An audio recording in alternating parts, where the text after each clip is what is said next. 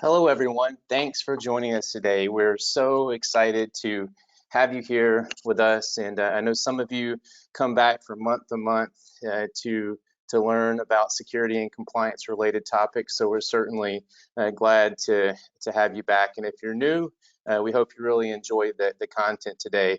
I've been preparing this joke for weeks, and so I'm going to lay it out there. Some know what's coming, some do not. But I so want to thank you for being here. So let's go ahead and go to the next slide. And so we have a bit of an agenda, and I'm going to roll through this really quickly, and then we'll try to get to the content as fast as possible, because that's really why you're here.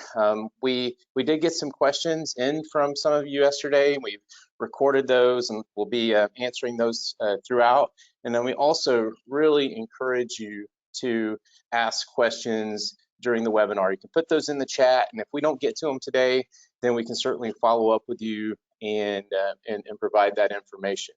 So today I'm going to share with you some upcoming webinars. Again, like we mentioned, we do these monthly, and then we'll get a nice introduction to our panelists and also our firm, and then our topics are going to be pretty straightforward, pretty prescriptive, just as as ISO can be. So we're going to talk about the trends in current state of where ISO 27001 is, and then lots of people have asked about the difference between ISO 27001 and SOC 2, so we're certainly going to cover that. And then preparation for the new version, talk about the importance of the ISMS and getting that right, especially if you've never taken on ISO, and then getting the scope correct, chat about the internal audit, and then the meat of the audit itself, stage 1 and 2, and then those surveillance audits. And then we'll take some questions, like I said, in the middle and the end throughout. But the idea is that it's interactive and that you get involved. And then before we go to the next slide, I will say also that once we're done here, you'll get an email from several of us on our team, and at that time we will be asking you how we did. So please share that feedback. It's real important to us. So go ahead, Eric. All right, upcoming webinars. So we have two on the list, one for June and one for July. We'll talk about high trust in June. It'll define the topic a little bit better as we get closer. And then in July, we'll talk about the outsourced compliance and our program here. And then all of our webinars can be found at our website, 360advanced.com. Go ahead, Eric. All right, the fun part.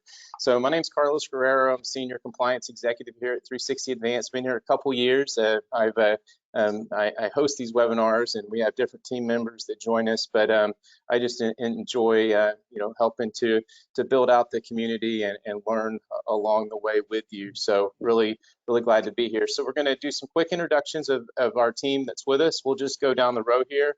We'll start with you, Chris, and then hand it off to Eric, and then certainly not last but not least, Sherry will have you introduce yourself. So go ahead, Chris. Yep, Chris Goodzak, Practice Director with 360 Advanced, and lead the ISO delivery practice. Been with the firm for about 7 years now, and just really excited to see ISO take off in the US. Excellent. Eric? Thanks, Chris. Eric Ratcliffe, Director of Compliance Strategy. Work with clients really all over the world now, helping them build sustainable compliance programs. And over 14 years, we started back just doing SAS 70s, some PCI work, and you think in that 14-15 year span just how much the compliance world has evolved. So thanks for joining us. Sherry? Awesome. Hi, Sherry Hotman. Thank you so much, Eric. And yes, I am managing partner of the Hotman Group, and so excited to be partnering with 360 Advanced today on this call. Compliance and risk and security, oh my, is quite the topic in the world, and a lot of companies trying to figure it out. And so we come alongside to help figure that out, and then very much value the relationship with 360 Advanced. Thank you, and thank you everyone for joining. Awesome, Sherry. Yep, let's go. We'll move on.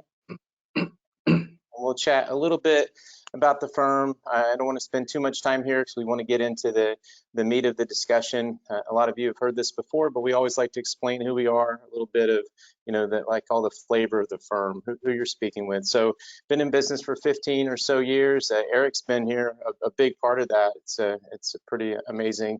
And we have about, I don't know, probably close to 90 people now. We're still big enough and small enough, right? Big enough to be able to have lots of resources, but small enough to be able to really lean in on building relationships and helping, make your business, better.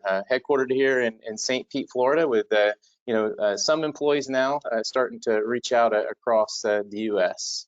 And so then we'll move to the next slide and talk a little bit about what we do. I mean, we are an integrated compliance shop. So as Eric mentioned, from the early days of getting SOC 2 going, now we are also doing ISO 27001, what we're talking about today, PCI, DSS, high trust, and we also have a great pen testing group, do tons of risk assessments, get involved some on the state ramp and FedRAMP and FSMA side of the house. And then we also have a managed services offering where we can help by becoming your outsourced compliance resource. And so that's a little bit of what, who we are and what we do. And let's get into this.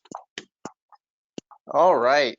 Trends and current state of ISO 27001. Eric, you've been doing quite a bit of research on this, and you actually put this slide together. Why don't you share a little bit of what you learned and how that might apply to the folks that are here with us today? Yeah, thanks, Carlos. ISO over the years that I've been involved in compliance, it was somewhat quiet over many years. Last 2-3 years, it's really picked up. Is it because of COVID and just opening up maybe more doors to doing business internationally? I'm not real certain. One of the stats was really interesting, and when I say the stats, this comes from a resource called the ISO survey. If you Google ISO survey, you'll find this. It's really interesting, and it breaks down the growth of ISO 27001 certifications all over the world. And what was interesting is 65%. There's been a 65% year-on-year increase just here in the United States. Some of the main reasons for that that have been noted is it's a great way to branch outside of the United States. And we'll get more into that, the similarities, say, from a SOC 2 or the differences in SOC 2 and ISO. A lot of times it can be market driven by who the recipients of the report may be. Another reason is just to comply with business, legal, contractual, regulatory requirements. Another one that we see a lot is just a way to potentially gain a competitive advantage in the marketplace. Maybe your competition does not adhere to ISO. So that's another big reason. And probably the largest reason it is to meet contractor and stakeholder requirements. Mm-hmm. One of the other interesting pieces that came out of this were the top 3 industry sectors. Now, I had assumed information technology would be number 1. And you can see at the bottom, it shows 10,644. Those are the certifications issued in the US that were flagged as information technology, I guess, sector. The other one was transportation, storage, and communications. So you can see there were almost 7,000 in those segments. So it's just quite fascinating when you start reading the details, how fast ISO is growing in the United States right now. No, that's great, and I'm glad you did that research. So Sherry, I'm just going to ask you this question and maybe get some insight from some of the clients you've worked with. Those statistics that Eric shared there on the bottom between information technology and transportation, storage, and communication, like what's the reason for, especially the transportation, storage, and communication folks, why would they be interested in ISO specifically? Yeah, that's a great question. Thank you. So every company, I think right now is facing customer assurance issues, and customers are asking how data is protected, what the commitment to security is at the organization, and they want trust but verify. They want something that they can point to say, yeah, not only do we say we do this and this is important, to us, but we can actually evidence that. And so everybody's kind of much more aware. And then any company that obviously has data for their customers, they would want to be able to provide that assurance. And so I think that's where, just to what you said, Eric, SOC 2 has been pretty prevalent here in the United States, but I agree with the trend. We're seeing a lot more companies kind of getting the partnership of SOC 2 and ISO, both, because it really does present that very nice front to their customers for that assurance. It is curious because when I actually started Hotman Group in 2016, I thought almost all of our clients would be financial services, banking, healthcare technology, like that's all it would be. But boy, the world has sure changed, and it's almost like every company really just can't ignore this stuff now. Certainly leans into the idea that this is important and only getting more important. Well, that leads us to one of our first questions, and before we head on to the next slide, and this is something that we thought all was a pretty interesting, question. So so we all, in terms of being compliant is one thing, but from an organizational level, how should an organization think about living and breathing the standards so that it helps to make their business better as a whole? I mean, that's a little bit of it's a different type of question, but I think it kind of speaks to the overall importance of why we do our work. I mean, Chris, do you have any thoughts on how you would answer a question like that? And from the perspective of an organization not wanting to just check the box, right, to get some value out of all the work and effort, I think that's probably where that question is going, correct? Yeah, I think so. Yeah, if you're not going to embrace this stuff and really influence the change and make sure that everyone who has a piece of the pie, so to speak, and a component within this information security management system and understands their role and the importance, and really that starts the tone at the top, right? Executive management really communicating and the reasons behind the initiative, the importance, what's going to be that return on the investment, and why everyone needs to do their part in order to achieve that goal, right? So, we talk a lot about, setup cost and time and energy and effort versus maintenance. And, if it's just a check the box type of approach, the setup, sure, you're going to be able to get through that, but then probably where the issues are going to come into play is that maintenance, right? So ISO is a 3-year certification, and you have your surveillance audits and check-ins. And if it's not really baked into the company, and everyone's not fully bought into their component, probably going to have some non-conformities that will pop up. So embrace it. Likely that program is going to be successful, right? And if check the box, likely you're going to have some issues down the road. That's perfect. Let's go ahead and go to the next slide just to make sure that we keep things moving along. But let's look at all of this through the lens of like you said, tone at the top and really embracing managing risk and compliance from the top down. So here is one that we got multiple questions on in different types of ways people were asking this, but I think it's a good one for us to tackle. And then why don't we go back and start with you, Chris, and then Eric and Sherry, put some color into this. So what is the, what do you think, what do you see the differences and similarities between ISO 27001 and SOC 2? Yeah, so ISO, it's a management system audit, right? It's management and the policies, procedures that are there in order to satisfy the clauses, annex controls. And it's more from that perspective. SOC 2 takes, I'd say, more of a scope of services approach. So, what services are being requested to be audited, and that's kind of the springboard for the SOC 2. So, kind of two different lenses there is how I guess the brief explanation would be. It's a great explanation. And then Eric, what we, a lot of times, right, we're talking to clients that maybe have a SOC 2 and they are really curious of how they can integrate these compliance efforts, and where's the overlap, where are the efficiencies? Like, how are you talking to clients about that in that type of way? Yeah, there is a lot of overlap. The one difference is going to be more on the way the audits are actually conducted. As you can see, like the timelines and stages, if you really strip that down, there's really 5 key steps or stages to obtain your certification and maintain it. whereas in the SOC 2, you start with what's called a type 1, which is as of a point in time.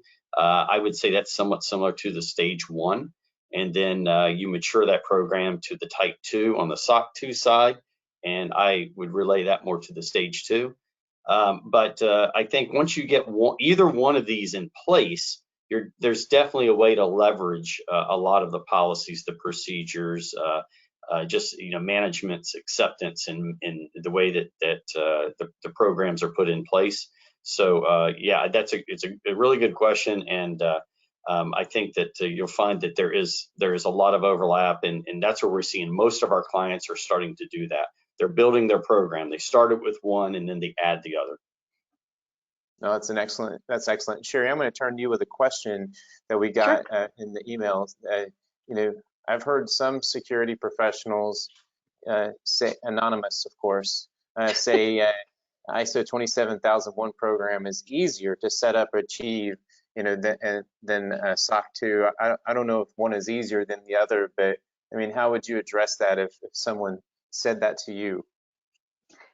Yeah, I think it kind of goes back to what Chris said on the previous slide. If you take a check the box approach, well, then maybe any of them can be easy. But the idea is you really want to use this to transform your organization. I have this conversation all the time with clients. Oh, there's security and there's compliance. They're two separate things. They're really not. They're intended to work together. They're intended to drive each other. And so both of these instruments can absolutely do that. I always kind of explain it very high level to companies that, ISO is intended to be more that kind of holistic approach of build your program, run your program full end to end. SOC 2 is just, it's not really that same kind of mechanism. Again, it's a customer assurance, and it's really just about this slice and these high risk items, and then coming in and being successful on the audit for that. So I don't know which one's easier is the question. On the one hand, SOC 2 could be easier because it's kind of a subset of a full program. But then again, the auditor, if they're a reputable auditor, they're going to hit you pretty hard on the testing, and some seemingly little failures can add up. Then on the ISO side, it's more kind of far ranging. Can you find auditors that can make that easier? Sure. But again, that shouldn't be the motivation, right? Like, easy is not the motivation for this. What the motivation is to protect our companies, to protect our customers' data. Yes, we want to right size these things. Yes, we want to do what makes sense for our businesses and what we can sustain. But I don't think the easiest is really the right question. They have their different nuances. Yeah, and I'll just add to that. Yeah. Really, SOC 2, it's a reporting framework. It's not a security framework. It has elements of risk that are baked into those various categories and criteria within, but ISO is exactly the ISMS, right? The Information Management Security System, right? Or Information Security Management System. So it's a security framework, around the management of that system. So there's another difference in the approaches the two take. Yep. Fabulous. Great answers, and I hope that shed some light on this for folks, and certainly reach out to us if we could further explain. Let's keep the ball rolling here. Head on to the next slide. All right, preparation for the new version. Sherry, I think we were going to hand this one over to you, just because I know that you've been paying a lot of attention to this, and we got several questions about this as well. Just want to share, your insights, your thoughts, and we'll use that as a catalyst for having a bit of a conversation about this. Sure, absolutely. Happy to talk about it. Eric, I think you kind of did the research behind this slide, right? Yeah, go, Eric. Yeah, No worries. yeah. It's one of those that it's surprising it's taken this many years, 9 years since an update. And if you again think about how much the world has changed just in the last 2 or 3, it is surprising it has taken 9.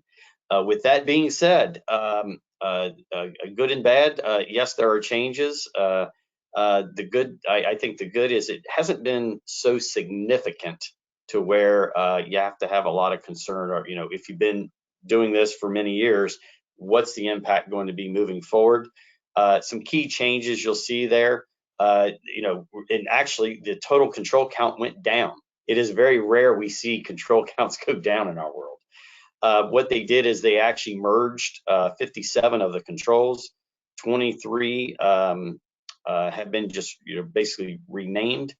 At the end of the day, there are 11 new controls introduced. Another key change in this are the way that they have streamlined Annex A. And Annex A basically is the list of controls. So we've looked at that, and if you read other audit firms' opinion, they look at that as a moderate change. And one of the key elements to that change are the fact that they've taken the controls and broken them down now into just 4 broad categories. So that has been a big change, because previously it was 14. So those are the big ones. The dates, the key dates to remember: October 31st of this year. If you are not already, I would say, engaged and working towards your initial certification, you probably are not going to meet that deadline. You're probably going to have to start looking at the 2022 revision. If you are at least engaged and maybe you've started your stage 1, you have until October 31st of this year to get everything submitted and signed off on to meet that deadline. From there, the certifications will be valid until 2025. At that point in time, everyone will have to be moved over to the 2022 version. Chris, or Sherry, anything that you think we should add to that? Yeah, I mean, I think, that moderate change. I mean, so this is something that pops up a lot in surveillance years. So you'll probably be asked the question, have you had any changes to your information security management system, right? And significant changes, because if there have been, that's going to trigger increased effort during those surveillance years to revet things that might have changed. So, when we're talking about transitioning, mid-certification cycle to 2022, you can do that. And the important part is just developing your transition plan, and Sherry, this is probably a good segue to you, and rolling that out, and just staying in touch with your auditor to make sure that can be baked into the procedures for that next surveillance, or whenever your goal is to transition to 2022. Yeah. And I was thinking just on this, again, ISO is intended to be a framework, like an end to end. And so even when we see that the controls reduce from 114 to 93, it's like, phew, okay, well, I can stop doing stuff, or I can take stuff out. And that's not really the intent, right? Like, you do the controls that make sense for your business to mitigate the risks that should be identified as part of this process. And this is just kind of like an MVP, like a minimum viable product. So that's one thing when I saw that, just again, to get out of that kind of like check, what do I need to do, but to really look more holistically at your business. And you might need to still include other things as part of your overall security program. Yeah, that's good. Go ahead. Sorry, the controls that were eliminated were probably the ones that were most often excluded in the statement of applicability for most organizations. So it's going to be one of the things where you'll take a look and it's like, oh, great, they're going down. But those were already the ones that we excluded, so no big change. Good point. Yeah. And I think the word merging of controls also, it doesn't really mean it really reduced, right? You may have combined a few. What's the term merged, right? They didn't eliminate. So yeah. And one thing we do encourage is contact your auditors or your advisory firms. Do a quick gap assessment. Make sure you are prepared. That's a great point and great advice. And excuse my ignorance, but from 2013 to 2022, when was there how often is this about the amount of time before revisions typically? Is that for folks to be thinking about or paying attention to? Is that about right? It's probably a little long. High Trust does it quite often. Chris, I think the AICPA did theirs about 3 years ago. Longer than that, but longer. Yeah, there's been incremental changes, but the biggest change to SOC 2, that was probably 5 years ago. And yeah, no real word on any proposed changes for SOC 2, but it's just, is it common? Who knows, right? Not up to us, is it? Yep. I always feel like it took a long time. So, sorry. Yeah. No, I was just saying PCI, same thing, right, Sherry? I mean, it took them many years to make a major change. Yeah. I think it's like regulation, the frameworks, they try to keep up, regulation tries to keep up, but I think you can kind of assume that that's always going to be just a tad bit behind the 8 ball. And again, it's our responsibility as security practitioners to stay on top of what needs to be done for our organizations. That's, I guess, is the real answer. That's really great, and I think everyone should listen to that. So let's go ahead and move to the next slide.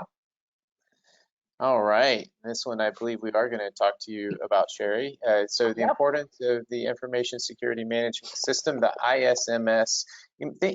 From the perspective of, I've never done ISO before. What are some of the questions that come to you? Maybe even misconceptions. Like, what are you hearing, and what are you talking to folks about?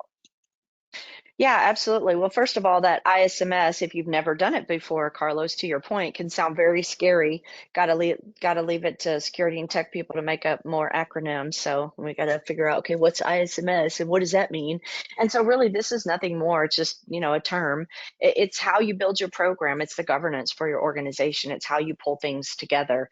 And quite frankly, there are some requirements of ISO for how this is done, but it's really the pieces parts, right? And then how you pull that together. And I see it all over the place. I see some companies, and I'm sure you guys do, where they have like all their different documents all over the place. Then I see others that it's done very tidy and it's very organized. Obviously, I very much lean to the latter, but it's really how you bring this together and how you articulate to everyone across your organization. Yes, this is important to us. Yes, we have a commitment to this. Yes, you have a role to play. If most people, if they understand what is expected of them, they will do it. If they understand the value of why they're doing it, they will absolutely do it. And so this is a great mechanism. Yes, it's a check for ISO, but even beyond that, this is a great mechanism to frame up what your program looks like and engage those people and engage those right people and know who those people should be.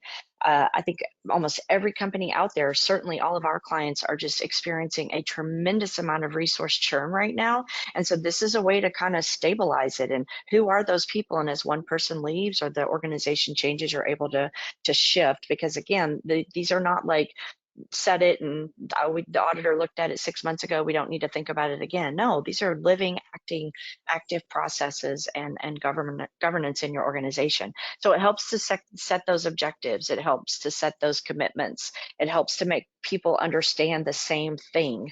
I see that all the time in organizations. Well, we just kind of know what to do. Well, that's great, but that doesn't really work. Like, let's bring people together. Let's give them common expectations. Let's write down what their roles and responsibilities are. And then this is the mechanism to hold them accountable to that. So this is that overarching program and governance that helps you to do that. ISO, as many of the frameworks are, is a very risk-based approach, which is fabulous because ultimately security is mitigating risk, right? And so this helps to bake that into your organization. It helps people to understand we do these things not just because we saw and got an email or saw an ad, but because we're mitigating risk, and this helps to bring that together. On a tactical level, ISO does have the clauses. There are required documentation, obviously the person who helps you to get all that in place, and then obviously the audit firm like 360 Advanced, then to pull all that together. What needs to be written down, some can be more kind of understood, but there are certain things that absolutely need to be written down.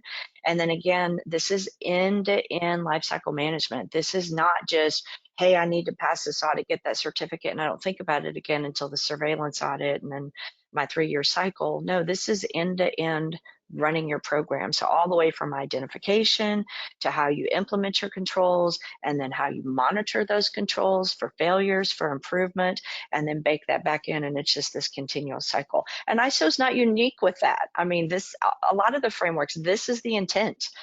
Even SOC 2, yes, it's kind of a slice and a subset, but if you were to ask the AICPA, I don't think anybody over there intended to just go try to meet SOC 2 and forget running a whole program. The intent is to stay on top of your security and have a program and engage everybody across the organization. And I always like to tell our clients, BAU, business as usual. The more of this stuff you can get into your business as usual, it feels like less of a burden to everybody, and it just becomes how they operate and how they think. And that's a cultural shift, and it takes time. And so the useful beyond just ISO. So while this is ISO requirements, this is useful for any framework, quite frankly. And if you design it well, you can bring multiple frameworks into very similar processes. And even if ISO is all you really care about, you can leverage this to get incredible value across your organization, not just to receive that ISO certification. Excellent. Sounds like a very holistic approach. Yep. No, that's fabulous. Well, this lines up with a question that we just got, and I think it's worth putting it in right here. So someone asked, I'm looking at starting an ISO program. Do I need a GRC platform / tool? And I know we hear that quite a bit, so I think it's worth putting out there. Eric, do you want to take that one? Because I know that you probably hear that a lot. Yeah, I think between myself and Sherry, it is a good question. And we do get asked that all the time. Carlos, you hear it every day as well, I know. So are they beneficial? I think the answer is absolutely. I think sometimes organizations may jump and try to acquire a tool maybe a little too early. I think it's nice to understand scope. It's understand what is the compliance strategy look like, or the roadmap over 5 years, because not all tools can address all the different standards. You know, some are more geared towards SOC 2, some are more risk-based approached. So I think that's what, as all of us as professionals in the compliance world, it's really helping our clients understand, look, it's not just plug it in and you're done. It's really making, you know, the best choice in making that purchase. Amen, Eric. That's great. Yep. Okay, for the people in the back. Gary, I think you should give your Excel plug there, as far as it being, Yes. you know, the I was oldest, thinking most that. common. It is. It's the #1 GRC tool on the planet, Excel. I can't tell you how many companies I see trying to sustain programs in Excel, and the reality is, Did the needle on the record player just go? That's you awesome. lose all efficiencies. That's exactly. That's great, but true. Yeah, but I mean, to Eric's point, I mean, there's nothing wrong with starting a program in Excel. I mean, or whatever the method is, and figuring out exactly what the scope is and what's your goals, what are the requirements, the compliance requirements that you're required to undergo. And if you don't understand that, it's gonna be hard to go through a selection process for a GRC tool. Oh yeah. Yeah, so just to add to that, Chris, I routinely work with clients who have not 1, not 2, not 3. I've had as many as 4 GRC tools in the company. And Eric, you nailed it. Like, go buy a tool. I'm a tech person at heart, so I'm like, absolutely, efficiency, automate, do it all. But I had one client, they wanted to automate everything. I'm like, what are you automating? Well, I don't know.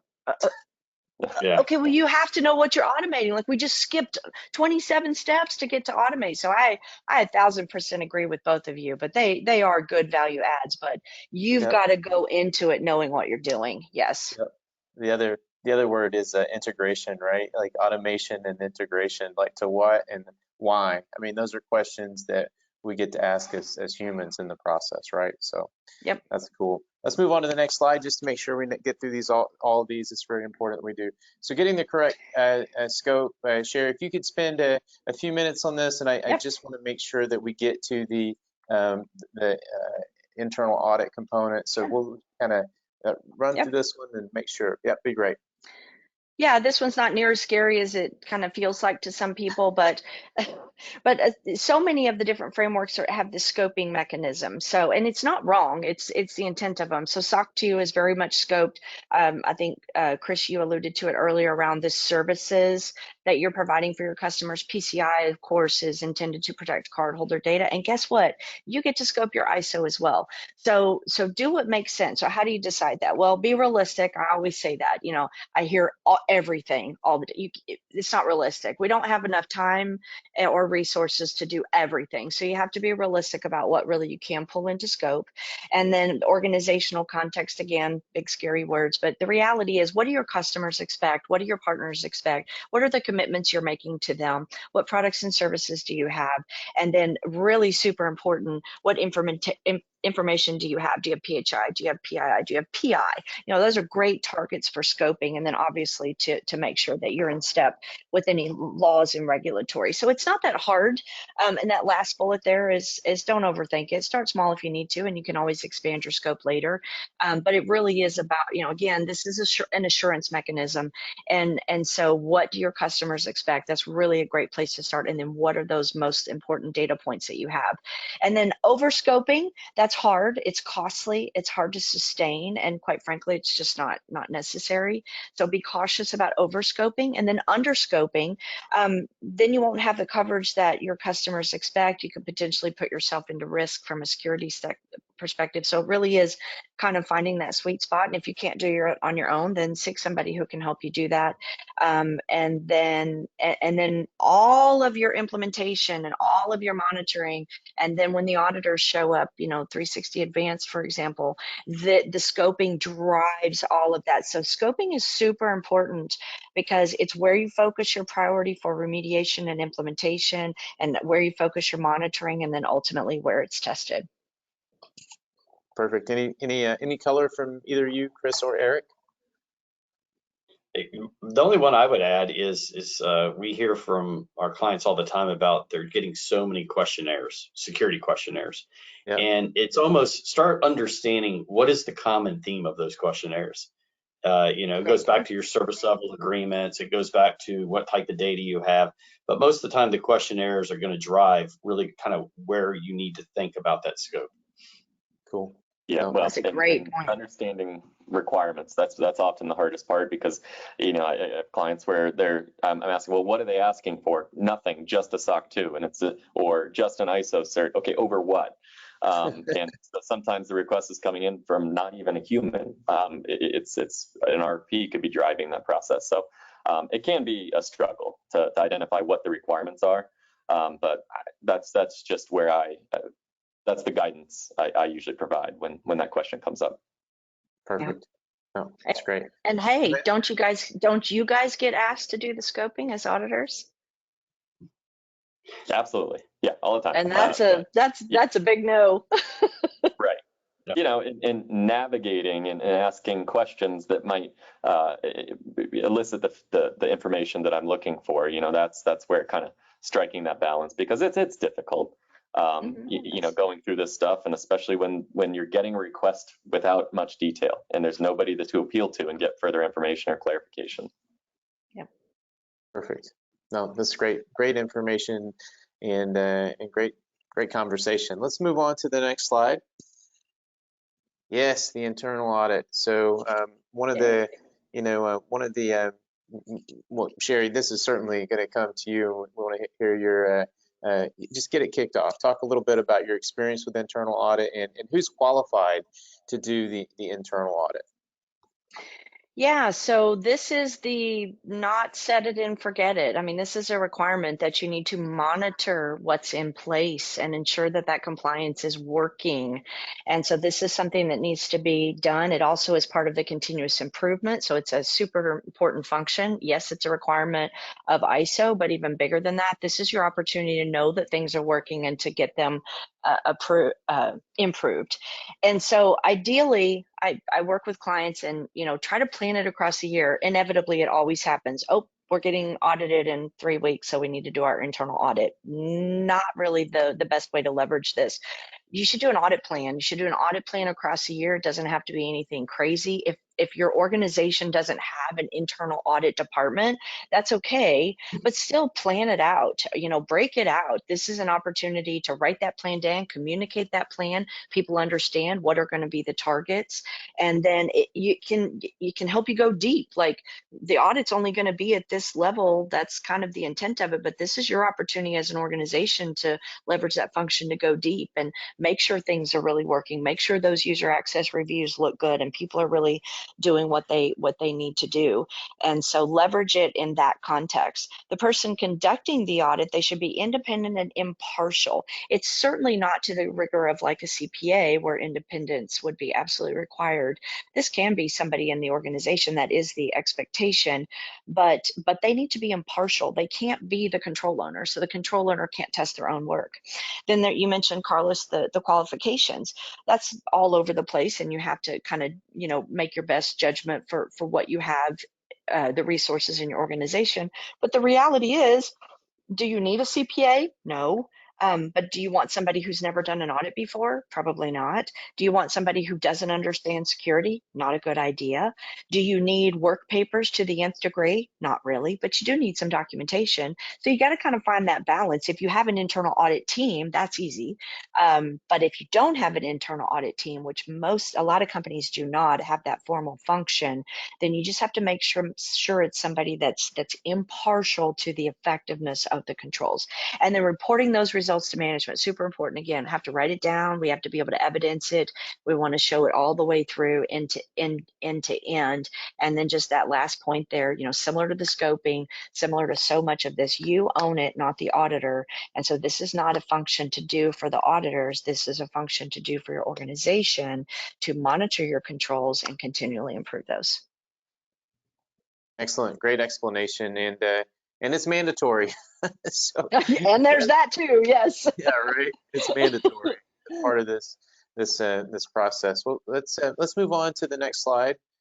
And Chris, I'm going to hand this over to you. Right. So the internal audit's done. The ISMS has been created. Now it's time to look towards a stage one. What's the purpose of a stage one, and why have? Well, we'll get into stage two, but they're going to dovetail together. So just talk about why there are a stage one and stage two.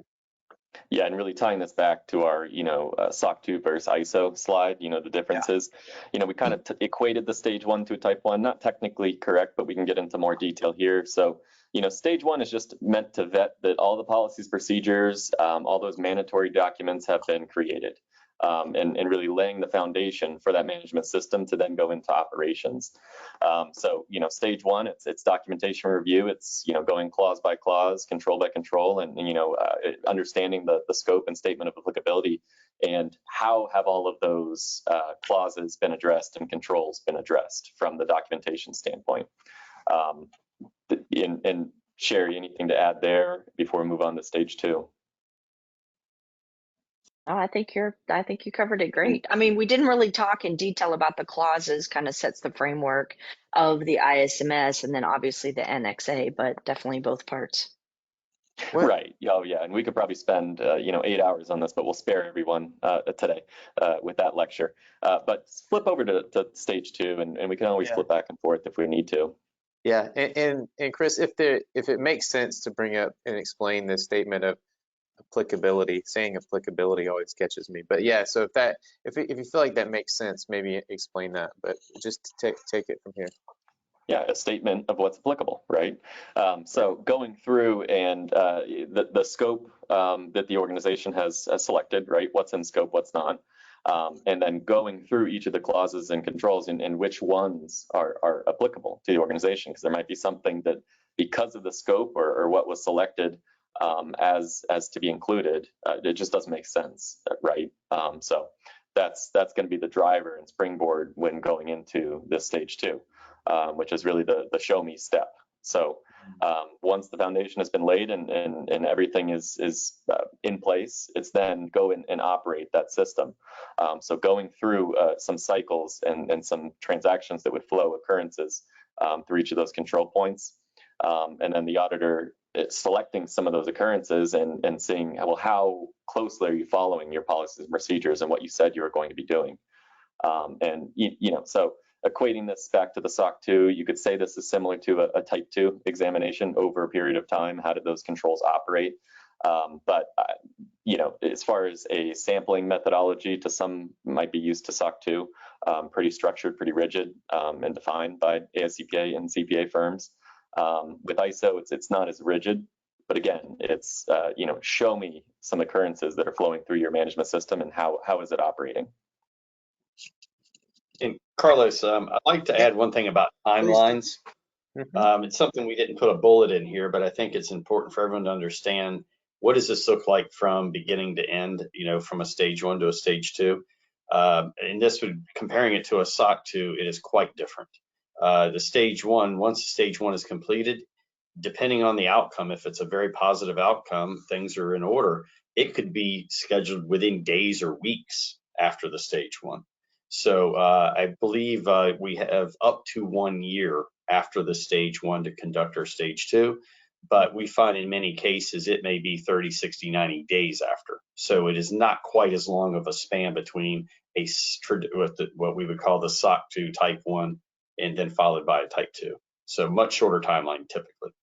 No, that's important because a lot of times when folks are being asked to produce this, it's yesterday, right? So Yeah. it's a good to know that that process, part of the process. Someone messaged us here and they asked that they've heard of auditor days, and we're curious what that exactly means and how that's relevant to to their ISO certification.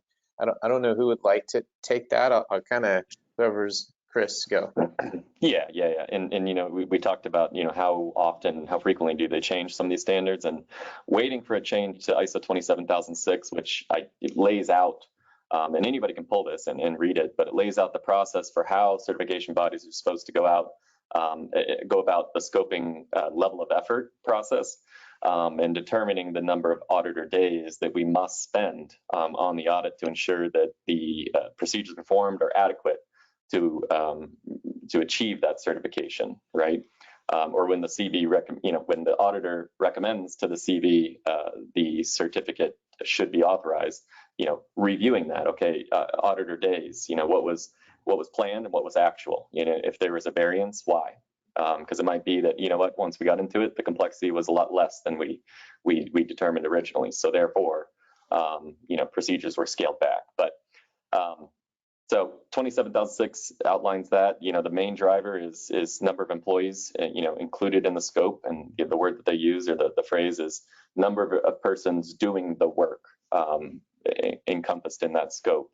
That's going to give you your rough estimate, and then it's some subjective measures on business complexity and IT complexity. So highly complex ISMS and business requirements, very highly regulated industries, high availability uptime requirements, high pressure, think of it in that manner. It's going to increase level of effort. Obviously, the inverse is going to reduce. IT complexity, multiple systems, on-premise environments, self-hosting, co-location environments, hosting, and cloud. I mean, I've seen some very complex environments that would certainly increase level of effort, but then also think of your single SaaS application in AWS and relying upon a lot of vendors that are also maintaining like certifications. That's going to potentially reduce level of effort. Great. No, that's a great question. I'm glad someone asked that. Let's go ahead and get to the surveillance audits, and let's chat a little bit about what those are and yeah, just what they are in terms of being a part of the process. And then Chris, if you want to field that one, and then we got a couple more questions from folks we'll try to get to at the end. Yep. Yeah. Brief summary here. It's just a 3-year cycle, right? Initial certification audit, which is the stage 1, stage 2, and the one thing I wanted to clarify, after the stage 2, and of course, assuming everything worked out okay and there weren't major nonconformities, that's when that certificate would be issued, and that's valid for 3 years. So part of that cycle, though, is undergoing the annual surveillance audits, and that's essentially a 1/3 effort. 1/3 of what you did for that certification audit is what you do during the surveillance. Of course, we discussed any significant changes to the ISMS that would increase level of effort during the surveillance, but if things remained unchanged and continued to operate as expected, that's about what you can expect. Perfect. So that's the 3-year engagement for recertification. We got a question that came in from the emails yesterday, and someone was asking how to deal with a complete remote workforce. Sherry, as you get that question, when you're helping organizations that are fully remote, get ready for their ISO 27001 audit. What are you telling people? How are you explaining that? Yeah, so you've got to look at how maybe that shifted the risk posture. And so definitely bake that in. It's interesting. I actually had a conversation earlier today with the physical security guy, and with the cloud world and the remote world, it kind of changes, right? And then the other thing that comes to mind that I would say on this as well is don't assume people understand how to operate in a remote world. Like, we think that professionals in the workplace would understand basic things, but I'm sure we could all share stories here of what we hear: writing down passwords, not locking computers, working in places where people can overhear their conversations or see what's on the computer. Like, nothing changed.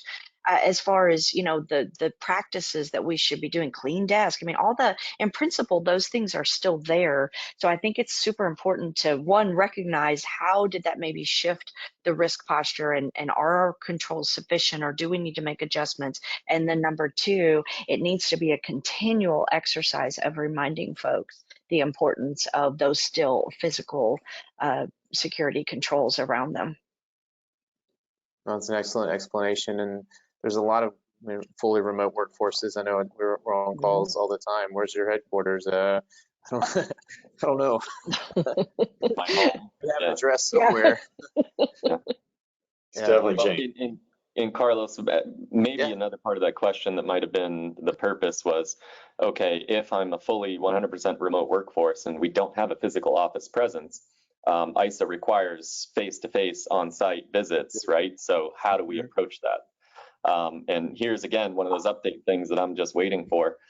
There hasn't really been clear guidance by anything. So, 360 Advanced Compass Rose, we're a certification body, right? And we are accredited, and soon to be, it's not quite official yet, but we're weeks away, by ANAB, which is an accrediting body. So ANAB and various accrediting bodies are part of the IAF, which is I had to look it up again because I always forget, but the International Accreditation Forum. So that's who's setting rules and parameters for accrediting bodies that are then accrediting certification bodies. It's a real fun process that we went through to get here today. So with that, they haven't really addressed remote procedures for ISO standards specifically, and management system audits. But during COVID, IAF does have a lot of guidance on how to conduct remote audits, and how should that be done? What type of technology is needed? What type of questions? How do you ensure that you're providing the necessary quality and level of effort as you would if you were in person? So we've taken the stance that we can lean on those standards and just justify why, right? If we determine it was appropriate to conduct the audit remotely, write it down, right? That's, Sherry mentioned that earlier. Write down the justification, and we're okay with that approach, and that's something that we're doing. Good deal and good explanation. I have another question, and I know the answer to this is it depends what your clients are asking, because clients a lot of times drive what compliance initiative you go after. But in terms of, take that out of the picture, the question is, they're thinking about doing high trust. Would it be better to do ISO before or after high trust, or would it even matter? I know it's kind of a broad question, but I think it's at least something to think about. I mean, what would anyone want to field that one? I nominate Eric for that one, but I nominate Sherry Eric. raised her hand too. So. I know. I'll start. How about that? You started. High trust. Again, it depends on even what flavor of high trust that you are trying to achieve, right? If you're going to go with what is referred to as the R2, their largest program, I would say I would probably recommend start with high trust. You're looking at 300 and some controls on average. So you're able to have yourself evaluated under a lot of controls. Therefore, many of those controls are going to easily slide right into your ISO program. In fact, HITRUST has built the program on NIST, ISO, PCI, SOC. So HITRUST has a lot of that already baked in. Sherry, anything you want to add there? Yeah, no, I totally agree. And the one thing I was going to say is HITRUST is obviously very prescriptive into what needs to be done, how, and the different, the policy, the process, the implemented. And so, yeah, it's a great place to start. And then ideally, fold them together. HITRUST, because it is so specific in how it's done, I normally do steer clients to, okay, let's kind of anchor in HITRUST, and then let's build other frameworks around and into that, so we don't have silos of work happening. I 100% agree. Fabulous. No, that's excellent. Well, I've just simply had a blast talking to everyone. I think we've had some real nice dialogue about ISO 27001 from beginning to end. So we'll start to wrap things up here. And as we're wrapping things up, feel free to put those last minute questions in the chat if you want those to be answered. And again, be looking for that email from us asking for feedback. That feedback is extremely valuable in helping us to build and expand upon this webinar program that we come to you monthly with. And then other than that, guys, I say we give folks a little bit of time back and wish everyone well. Unless anyone has any parting words, I think that's we'll wrap it up. Awesome. All right. Thanks, everyone. Thank you for Thanks, your everyone. time. Pleasure. Yeah, yes. Bye. All right. Take care.